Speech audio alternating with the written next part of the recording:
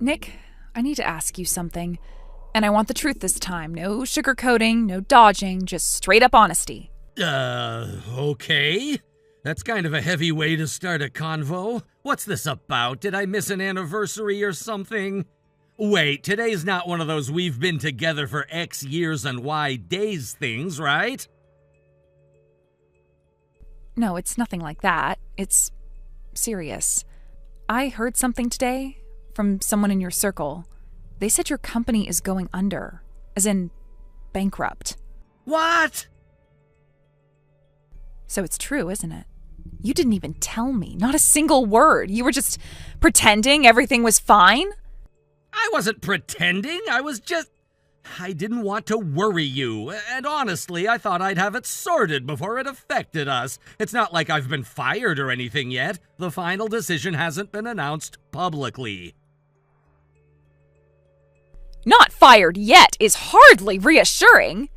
You knew something was wrong for months, didn't you? You just kept quiet like it wasn't going to explode in your face. Nick, this is serious. Losing your job in this economy isn't just a hiccup, it's a free fall.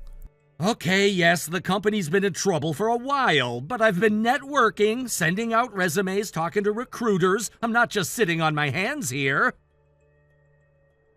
Still, you should have told me. We've been together for how many years now? What else have you been hiding, Nick? I didn't think I was hiding anything. I was just trying to protect you from stress, that's all. That is not your call to make. We are supposed to be partners. If your ship is sinking, you don't sit there smiling and say, "No big deal, babe. You warn me so I can grab a damn lifeboat." I know you're angry, but I was trying to manage everything, okay? I didn't want to dump problems on you unless it became unavoidable. Well, guess what? It's unavoidable now. And I've made my decision. I'm done, Nick. I am walking away from this mess before it sucks me under, too. Wait, what? You're breaking up with me over this? Yes. You're jobless, soon to be, and judging by how you've been handling this, you're completely unprepared. You can't even tell me the truth until I corner you with it. That's not someone I can build a future with. Miriam, we've been together since high school. You're really just gonna throw all that away? Don't romanticize it. We were kids. It was cute when we were 17. But I'm 28 now. I want a man who can offer stability, who can plan ahead. Not someone who finds out their company is collapsing and thinks, "I'll just wing it." Wow. So that's all I was to you? A paycheck and a diploma? Don't twist my words. But yeah, those things do matter. They're part of what made you attractive to me. And now, with those gone, what's left? That's harsh. No, it's honest. Look, I don't mean to be cruel, but let's call it what it is. You're average looking, not especially tall, kind of spacey sometimes. And now you're going to be unemployed, probably for months, maybe longer. I don't want to tie my life to that. So all those memories, all those plans, none of that means anything? They meant something, but they don't anymore. Nostalgia doesn't pay the bills. What happened to you? You used to be someone who believed in people, in love, in sticking it out through hard times.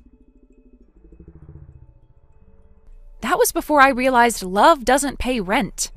You want me to stay and believe while we lose the apartment, eat instant noodles for months, watch you spiral into depression while you pretend everything's fine? No thanks. I never asked you to suffer for me. I was trying to shield you. I thought I was doing the right thing. But all you see is a sinking ship and you're jumping off like a damn rat. Don't you dare judge me. You want to pretend you're noble, but you're just naive. I'm not going to drown just because you don't know how to swim.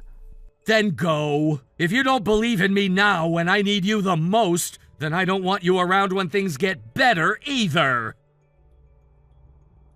They won't. That's the point. This is the peak of your life, Nick. The fall starts now. Maybe. But at least I'll fall with integrity, something you clearly know nothing about. Keep telling yourself that. Me? I'm gonna find someone who doesn't need excuses to survive. I hope he's everything I'm not. Really, because you clearly deserve each other. Oh, he will be. Tall, rich, secure. Good luck with your job hunt, Mr. It'll be fine. Goodbye, Miriam. Goodbye, Nick. Thanks for wasting my 20s. And thank you for finally showing me who you really are.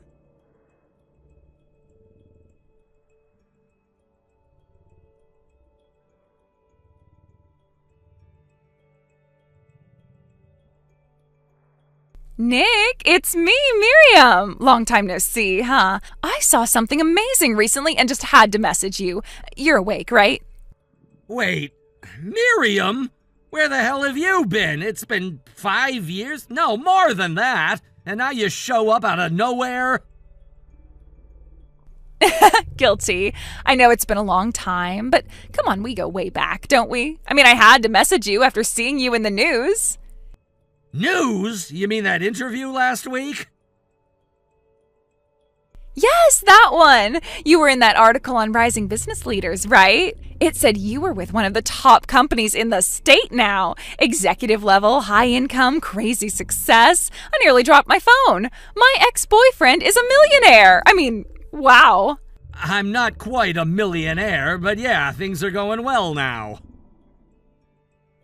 That's so amazing. But I'm not even surprised, honestly. You were always driven and dependable. I knew you had it in you, even back then. That's rich coming from you. Back then, you dumped me the day I lost my job, called me a walking disappointment, blocked me on everything, ghosted my messages, ignored my parents. But sure, let's pretend you were rooting for me. Nick, look, I panicked, okay? I was young and scared, and I didn't know how to handle the situation. You have to understand, I'd never been in a serious relationship before you. I didn't mean the things I said. I was just overwhelmed.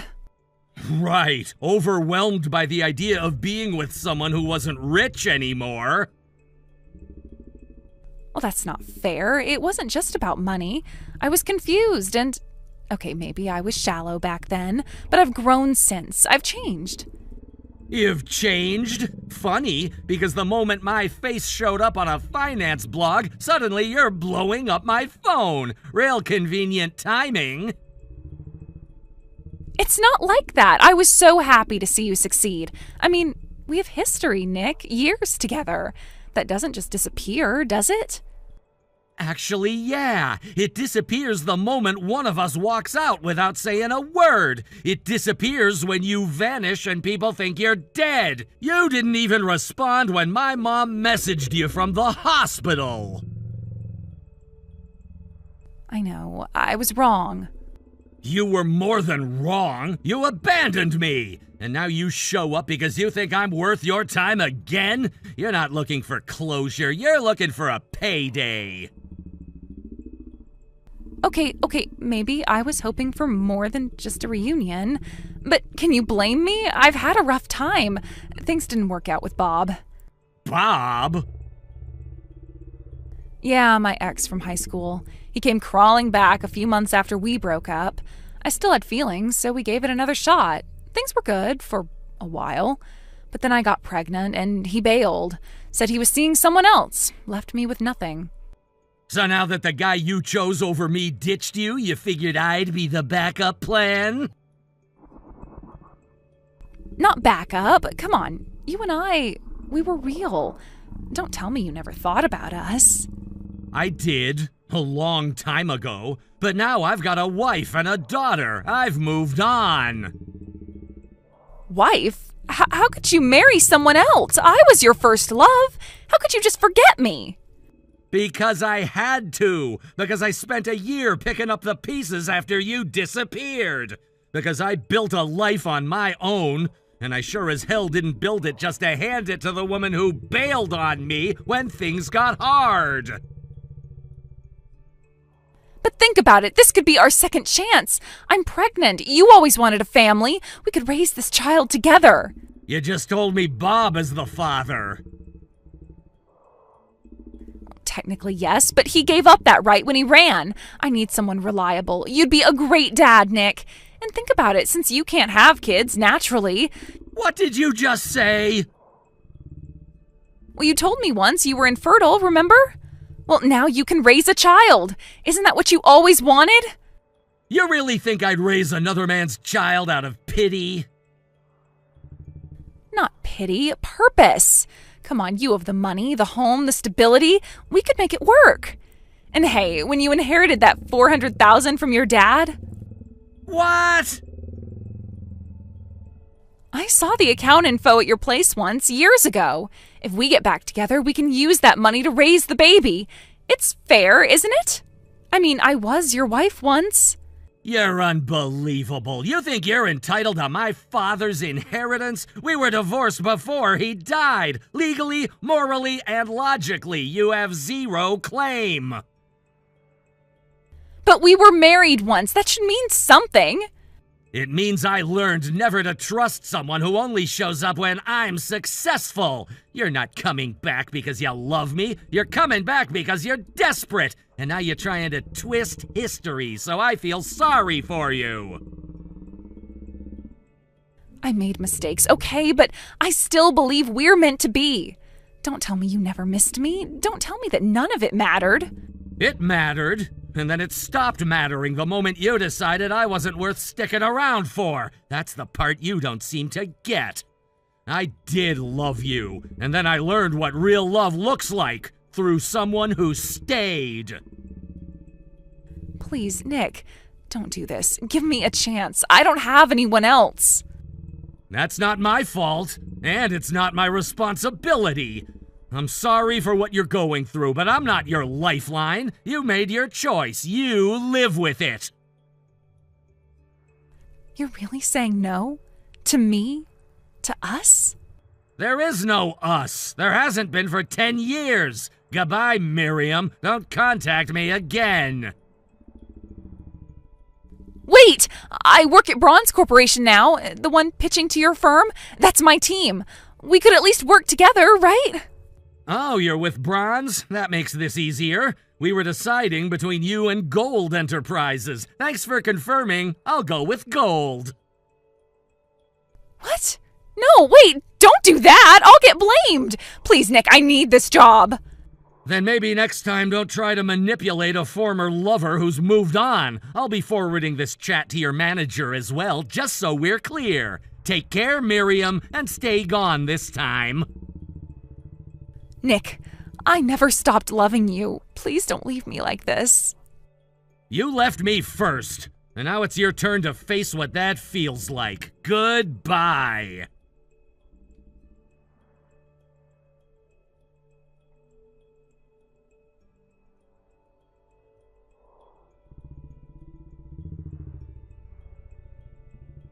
After everything that had happened, I made the decision to completely cut off contact with Miriam. Her obsessive calls and relentless messages didn't stop for days, sometimes flooding my phone in the middle of the night. It didn't matter that she was the one in the wrong. She acted like she was the victim, like she had been unfairly punished for something she didn't even understand. But I knew exactly what she was trying to do. Manipulate, twist the narrative, and weasel her way back into my life. So I blocked her number, permanently. I also took a more professional step to ensure that she wouldn't affect my work life any further.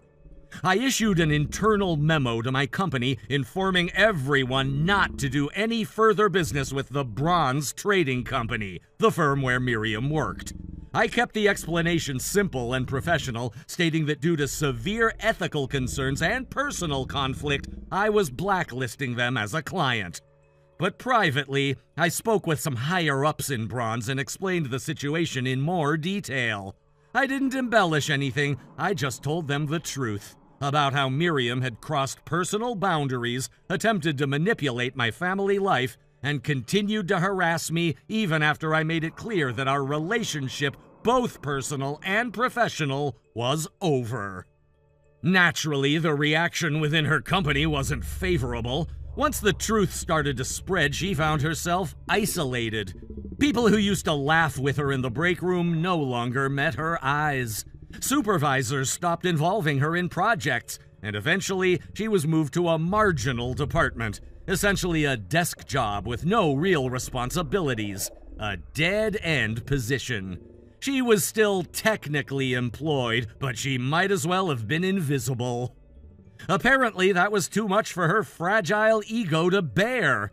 Instead of taking responsibility for her actions or reflecting on where she went wrong, she did what she always did: blamed someone else. In this case, me.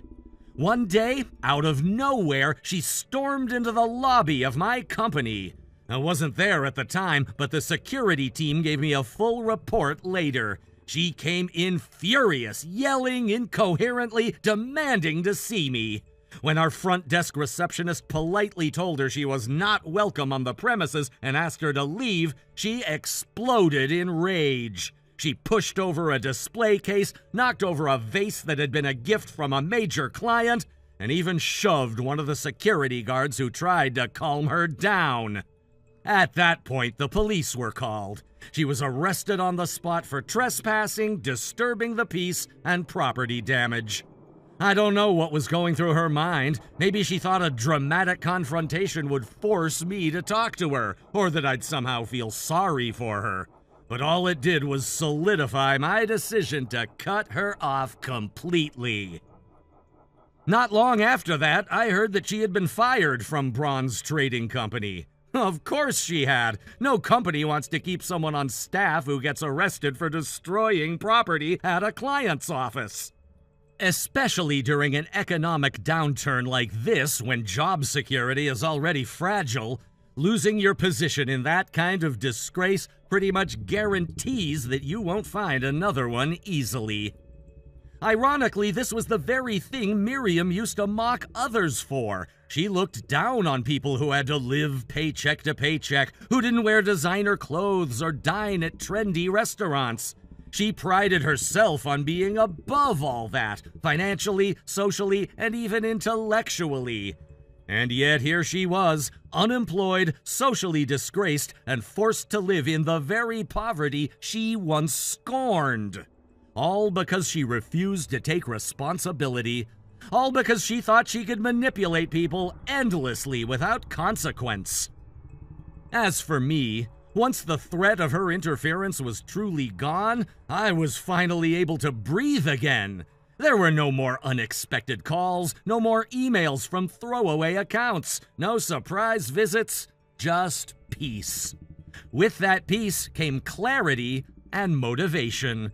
I threw myself into my work with renewed focus, determined not just to move on from the whole ordeal, but to thrive. I had wasted enough time dealing with drama, with lies, with manipulation. Now it was time to rebuild everything, stronger, smarter, and cleaner. I started landing bigger clients. I traveled more for work, expanding into new regions and establishing stronger partnerships. And every time I came home to my wife and our beautiful son, I felt grounded. Their love, their trust, their presence, that was all the reason I needed to keep pushing forward. I remember one night, not long after Miriam's outburst, my son had just fallen asleep in my arms after a long day. My wife leaned her head against my shoulder, and we just sat there in silence for a while. She whispered, "You did the right thing. I'm proud of you for standing your ground." I didn't say anything right away. I didn't need to. I just nodded and held them both a little tighter. Because in that moment, I knew everything I'd been through, all the betrayal, the stress, the backlash, it had led me here, to a place of peace, of family, of purpose. Miriam's downfall wasn't something I orchestrated. I simply drew a line, and she chose to leap over it again and again until the world around her collapsed. Some might call it karma, others might call it consequence. Either way, it wasn't my responsibility to save her from herself.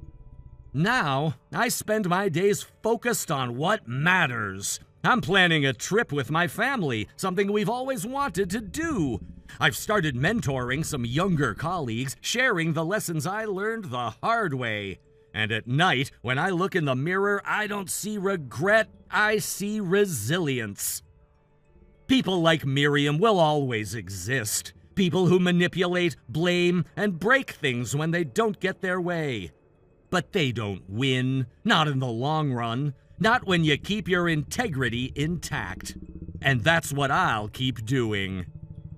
Sometimes I wonder if Miriam ever reflects on what she lost. Not just a job or a relationship, but her sense of dignity. It's hard to imagine her living in a small, shared apartment or relying on public transportation when she used to flaunt luxury brands and scoff at anything less than first class. But maybe that's the only way someone like her ever learns, by losing everything they once thought made them untouchable. I've heard through mutual contacts that she's been seen trying to network at small industry events, wearing the same worn-out blazer and carrying a cheap handbag, a stark contrast to the image she once projected. Nobody takes her seriously anymore. Her reputation precedes her. It's ironic. She burned bridges thinking she was above consequence, only to find herself on an island of her own making. Thank you for watching and listening. We hope you enjoyed the video. Don't forget to like this video and subscribe. Also, feel free to leave a comment about what you thought of the story. We look forward to seeing you at the next story.